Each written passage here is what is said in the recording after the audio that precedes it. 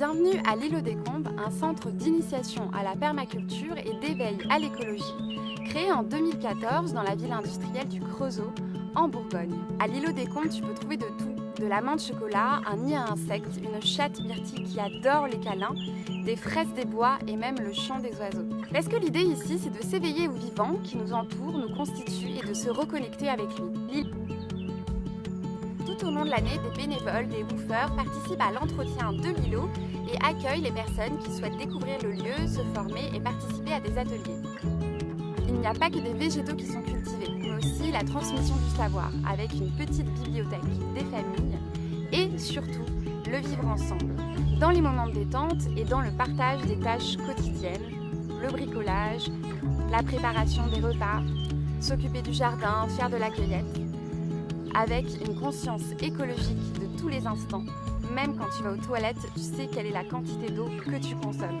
D'ailleurs, allons rencontrer les actrices de l'Îlot des Combes qui vont nous en dire plus sur leur vision. L'îlot, c'est un tiers-lieu qui amène des réponses à ceux qui souhaitent changer leur quotidien. On est tous conscients que la manière dont on vit aujourd'hui, elle n'est pas soutenable, ni pour la terre, ni pour nos organismes, ni pour nos relations avec les autres d'ailleurs.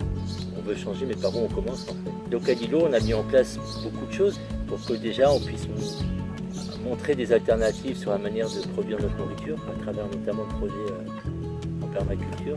Le lieu en fait fait aujourd'hui 2 hectares, on a environ 600 mètres carrés de bâtiments qui sont maintenant rénovés, ce qui nous permet d'accueillir environ une vingtaine de personnes.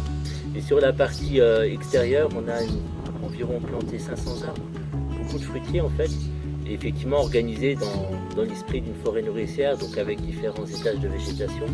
L'histoire du lieu fait que les fondateurs du projet et les réseaux respectifs qu'ils avaient ont fait que ce lieu a été très vite ouvert à toute une pluralité de gens. Et on a très fréquemment ici des gens de toute culture, de toute religion, et c'est vraiment une zone extrêmement riche en échanges. Pour le fait de me reconnecter à la nature, pour les rencontres humaines, pour réussir à me retrouver aussi moi-même. Pour donner de mon temps à une association qui, je pense, est l'avenir pour nos enfants et nos petits-enfants. Pour cueillir un tas de fleurs que je ne connais pas, de les observer et de pouvoir même les dessiner. C'est pour organiser un camp en pleine nature avec donc 15 adolescents. À évoluer dans une autre temporalité et apprendre à planter des blettes. Je viens pour voir des abeilles et faire un stage d'apiculture.